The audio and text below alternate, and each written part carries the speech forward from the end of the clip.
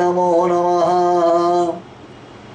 நமோ நமோ யாமுனாய யாமுனாய நமோ நமः. ஸ்ரீ ராமானுஜ வைபவம் என்னும் இந்த மாபெரும் தொடரில் நாம் பகவத் ராமானுஜருடைய அவதார காலத்தை சமீபித்துக் கொண்டிருக்கிறோம். அதாவது சுவாமி ராமானுஜர் அவதரிக்கக்கூடிய அந்த காலம் இன்னும் 2 தினங்களில் நமக்கு வைக்கப் போகின்றது. அதற்கு முன்பாக சுவாமி ராமானுஜரை முதல்வன் இவன் என்று கட்டாட்சித்து அருளிய யாமுனாச்சாரியராம் ஆளவந்தாருடைய அற்புதமான வைபவத்தை அனுபவித்து வருகின்றோம். ஆக்கியாழ்வானை அனாயாசமாக வெற்றி கொண்டு அரசனுடைய அன்பிற்கு பாத்திரபூதராகி ராணியாலே நன்கு ஆலிங்கனம் செய்து கொள்ளப்பட்டு எம்மை ஆளவந்தீரோ எம்மை ஆளவந்தீரோ என்று பகுமானிக்கப்பட்டவரான சுவாமி யாமுனாச்சாரியர் யமுனை துறைவர் அரசன் அளித்த ராஜ்யத்தை செம்மையாக பரிபாலனம் செய்து வருகிறார். நீதி நெறி வழுவாமல் அவருடைய ராஜ்ய பரிபாலனம் நடந்து கொண்டிருக்கிறது.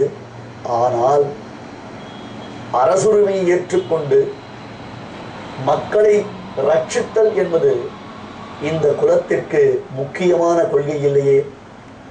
யஜன யாஜன அத்தியன அத்தியாபன தானம் பிரதிக்கிரயம் என்பதாக ஒரு அந்தணர் குலத்தில் பிறந்தவர் செய்ய வேண்டிய காரியங்கள் அநேகம் உண்டு.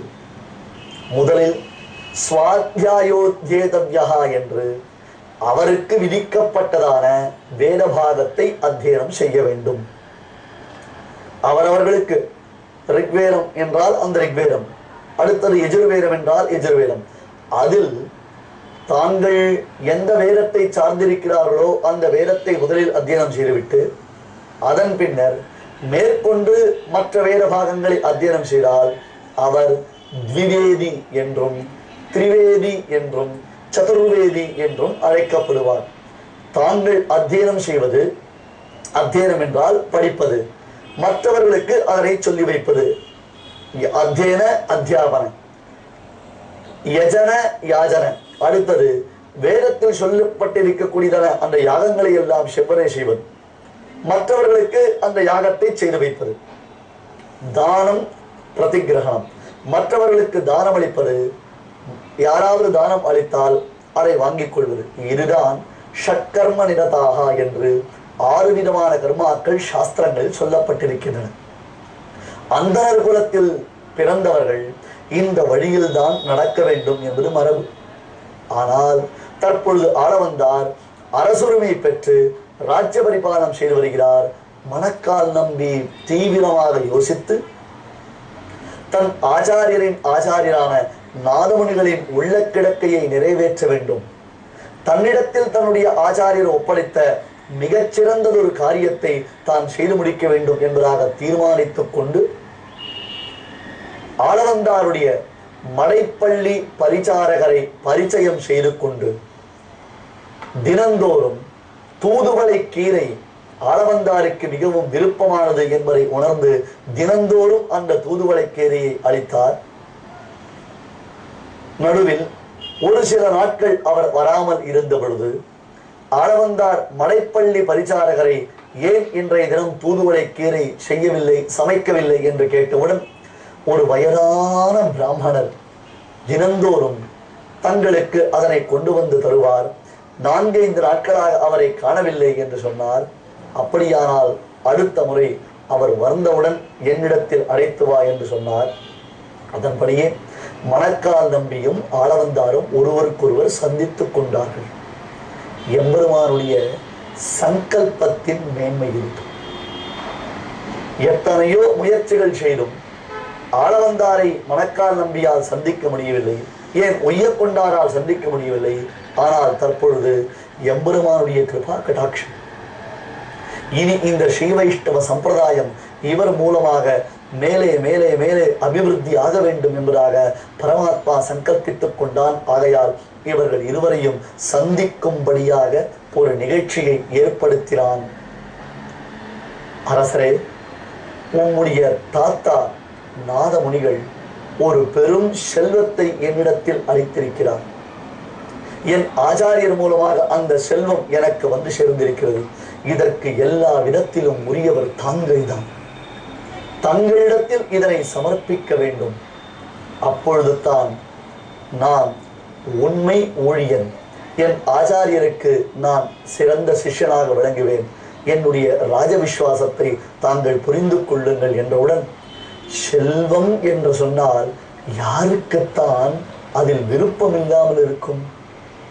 முற்றும் துறந்தவர்களாக, ஞானிகளாக, யோகிகளாக தங்களை காண்பித்துக் கொள்பவர்கள் கூட செல்வத்திற்கு ஆசைப்படாமல் இருக்க மாட்டார்களே. அப்படியா? பெரும் செல்வமா? என் தாத்தா அளித்த செல்வமா? உடனே தாங்கள் என்னிடத்தில் தர வேண்டும் என்று சொல்ல, அரசே, சற்று அவசரப்படாதீர்கள். அந்த செல்வத்தை பெருமைக்கு தாங்கள் முதலில் தகுதி பெற்றிருக்க வேண்டும். இதைவிட என்ன பெரிய தகுதி? இவ்வளவு பெரிய ராஜ்யத்தை நான் நன்கு பரிபாலனம் செய்து வருகிறேன். மக்கள் எல்லோரும் என்னுடைய ராஜ்யத்தில் பரம சுகமாக இருக்கிறார்களே. அதெல்லாம் இருக்கட்டும் அரசே. இருந்தாலும் தங்களுக்கு அந்த செல்வத்தை பெறுவதற்கு முன்பாக ஒரு சில விஷயங்கள் சொல்ல வேண்டி இருக்கின்றது. அனுமதி அளித்தால் இந்த அரசாங்க அலுவல்களை எல்லாம் சிறிது காலம் ஒதுக்கி வைத்துவிட்டு, அரசாங்க காரியத்தை எல்லாம் தகுந்தவரிடத்தில் ஒப்படைத்துவிட்டு தாங்கள் என்னை நம்பி என்னுடன் வந்தால் அந்த செல்வத்தை பெறுவதற்கு முழுவதும் தகுதி பெற்றவராக தங்களை தயார் செய்ய வேண்டியது அடியனுடைய பொறுப்பு. இது என் ஆச்சாரியர் அடியனுக்கு இட்டிருக்கக்கூடிய கட்டளை என்றவுடன், செல்வத்தை பெற வேண்டும் என்னும் பேராவல் கொண்டவரான ஆளவந்தார் தன் ராஜ்யத்தை தகுந்தவரிடத்தில் ஒப்படைத்து விட்டு உடனே மணக்கால் நம்பியின் பின்னே வந்தார். ஒரு நாள் இல்லை, 2 நாட்கள் இல்லை, 18 நாட்கள் மணக்கால் நம்பி அற்புதமான கண்ணன் குருக்ஷேத்திர மகாயுத்தத்தில் அர்ஜுனனுக்கு சோகம் தீர்க்கும் உபாயமாக அருளி செய்த அந்த கீதையின் செம்பொருளை, ஆழ்பொருளை தினவடங்க உபதேசம் செய்தார். ஒவ்வொரு நாளும் பகவத்கீதையின் அர்த்த விசேஷங்களை எல்லாம் ஆளவந்தாருக்கு சொல்ல சொல்ல சொல்ல ஆளவந்தாருக்கு மேனி சிலிர்த்தது. உள்ளுக்குள்ளே ஒரு பக்தி பிரவாகம் ஊற்றெடுக்க ஆரம்பித்தது. பிறந்த குலம் சர்வ சிரேஷ்டதமமான குலம், சிரேஷ்ட குலம் ஆகையால் அதற்கு சொட்டை குலம் என்பது பெயர். அது தவிரவும் நாதமணிகளுடைய அனுகிரகத்தை பெற்றிருக்கிறார். பால்யத்திலிருந்தே மகா மேதாவியாக திகழ்பவர். அதை தவிர இப்பொழுது மணக்கால் நம்பி அளித்த தூதுவளை கீரையின் மகிமையினாலே இவர் உள்ளத்துக்குள்ளே சாத்வீகமான ஒரு நிலை உண்டாயிற்று. இரு கரம் குவித்துக் கொண்டு மணக்கால் நம்பியின் சொல்லமுதத்தை அள்ளி அள்ளி பருகினார். பகவத்கீதையின் பெரும் தத்துவங்கள் அனைத்தும் ஆளவந்தாருக்கு புலப்படலாயின. சுவாமின், எம்பெருமானுடைய பெருமைகளை நான் அறியாமல் இருந்தேனே, வார்த்தை அறிபவர் மாயவர் காலன்றி யாவரோ என்னும்படியாக இந்த கீதையின் செழும்பொருளை அறிந்த பிறகு அந்த பெருமானுடைய திருவடிவாரத்தை தவிர்த்து வேறு ஒரு புருஷார்த்தம் எனக்கு இல்லை. தாங்கள் இப்பொழுதே என்னை திருத்தி பணி கொள்ள வேண்டும், என்னை தடுத்தாற் கொள்ள வேண்டும் என்று வேண்டிக் கொள்ள, தான் மனோரதித்த காரியம் ஆழ்வார்கள் ஆச்சாரியர்கள் அருளினாலே, எம்பெருமானுடைய அனுகிரகத்தினாலே சித்திக்கிறது என்று உணர்ந்தவரான அந்த மணக்கால் நம்பி அதன் பிறகு 18வது அத்தியாயத்தில் பொதிந்திருக்கக்கூடிய சர்வ தர்மான் பரித்யஜ்ய மாமேகம் சரணம் பிரஜ என்னும் உயர்ந்த சரமஸ்லோகத்தின் பொருளை, அதன் சீரிய பொருளை சிறப்பாக இவருக்கு சொல்லி வைக்க ஆளவந்தார் மெய்மறந்து போனார். சுவாமின், அடியனை தடுத்தாற் கொள்ள வேண்டும், தடுத்தாற் கொள்ள வேண்டும் என்று சொல்ல, இந்த இடம் போராடப்பா, உனக்கு நாம் சமர்ப்பிக்க வேண்டிய, உன்னிடத்தில் ஒப்படைக்க வேண்டிய மாபெரும் நிதி 2 ஆற்றுக்கு நடுவில் இருக்கின்றது. புதையல் எங்கே இருக்கும்? ஆற்றங்கரையில் மறைத்து வைத்திருப்பார்கள், எங்கேயாவது கிணற்றில் மறைத்து வைத்திருப்பார்கள். அதுபோன்று உனக்கு நான் கொடுக்க வேண்டிய பெரும் புதையல், பெரும் செல்வம், உன்னுடைய முன்னோர்கள் சம்பாதித்து வைத்த பெரும் செல்வம் 2 ஆற்றின் நடுவில் இருக்கிறது என்று ஆளவந்தார் கைப்பிடித்து அழைத்துச் சென்றார். வெகு வேகமாக இருவரும் புறப்பட்டு சென்று அடைந்த இடம் 2 ஆறு. காவிரியானது 2ஆக பெரிய அதன் நடுவிலே அற்புதமான காவேரி விரஜாசேயம் வைகுண்டம் ரங்கமந்திரம் சவாசுதேவோ ரங்கேஷா.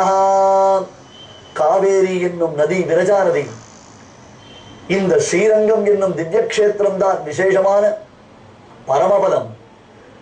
அந்த வாசுதேவன் பரவாசுதேவன் தான் இங்கே சேவை சாதிக்கக்கூடியதான ரங்கநாதன். பிரபத்யே பிரணவாகாரம் என்று அகார உகார மகாரத்தின் உள்ளுரை பொருளாய் அமைந்திருக்கக்கூடிய அந்த பிரணவாகார விமானத்தின் நடுவில் தகட்டில் அழுந்தின மாணிக்கமாக சேவை சாதிக்கக்கூடியவன் சாட்சாத் சவாசுதேவோ ரங்கேஷா என்னும் ஸ்ரீ ரங்கநாதன். நிதிரவ்யா என்று பெரியோர்கள் ஸ்ரீ விஷ்ணு சகஸ்ரநாமம் முதலான உயர்ந்த திவ்ய பிரபந்தங்களிலும் ஸ்தோத்திரங்களிலும் அற்புதமான ஸ்தோத்திர கிரந்தங்களிலும் இந்த பரமாத்மாவை போற்றுகிறார்கள், வைத்த மாநிதியாக போற்றுகிறார்கள். இந்த செல்வம் நிலையான செல்வம், சிறந்த செல்வம், உன்னுடைய செல்வம் என்பதாக சொல்ல ஆளவந்தார் மோகித்து போனார். கருமணியை கோமளத்தை கண்டுகொண்டு என் கண்ணினைகள் என்று கொலோ கலிக்குனாளே என்று ஆனந்த பரிதரானார். பழுதே பலகாலம் போயினவென்று அஞ்சி அழுதே அரவணை மேல் கண்டு தொழுதேன் என்று அந்த பெருமானை விழுந்து விழுந்து சேவித்தார். கோலமா மணியாரமும் முத்துத்தாமமும் முடிவில்லதோரு நீலமேனி ஐயோ நிறை கொண்டது என் நெஞ்சினியே என்று அந்த எம்பெருமானுடைய திவ்ய சௌந்தர்யா அவயவங்களில் ஆழங்கால் பட்டார். மணக்கால் நம்பியின் திருவடி தொழுதார். சுவாமி, எத்தகையதொரு பெரும் புதையலை எனக்கு தாங்கள் அளித்திருக்கிறீர்கள். இந்த செல்வத்தை மறந்தேனே. இத்தனை அடியரானாருக்கு இறங்கும் நம் மணங்கனாய பித்தனை பெற்றவன்றோ பிறவியுள் பணங்குவாரே என்று இப்படிப்பட்டதான் அந்த பரம்பொருளை மறந்து போனேனே. ராஜ்யத்தில் விழுந்து விட்டேனே. அந்த ராஜ்யம் என்பது பெரிய வியாதியாயிற்று. அதில் இருந்ததினாலே பரமாத்மாவிடத்தில் எனக்கு பக்தி இல்லாமல் போனது. பரமாத்மனியோரக்தா விரக்தா அபரமாத்மனி என்று சத்யா அந்த க்ஷணத்திலேயே அனைத்தையும் தியாகம் பண்ணார். ஸ்ரீ ரங்கநாதனுக்கே ஆட்பட்டு அவருடைய கைங்கரியத்தில் திளைத்தார், ஆளவந்தார். மணக்கால் நம்பியும் தன் ஆச்சாரியனுக்கு தான் அளித்த பிரதிஜை நிறைவேறியது என்னும் அந்த சந்தோஷத்துடன் காலக்கிரமத்தில் பரமபதம் எய்தினார். ஆளவந்தாருடைய திவ்யமான இந்த சரித்திரத்தை அனுபவித்த நாம் இனி ஆளவந்தாரின் அனுக்கிரக விசேஷத்தினால் பகவத் ராமானுஜரின் அவதாரத்தை அனுபவிக்கலாம்.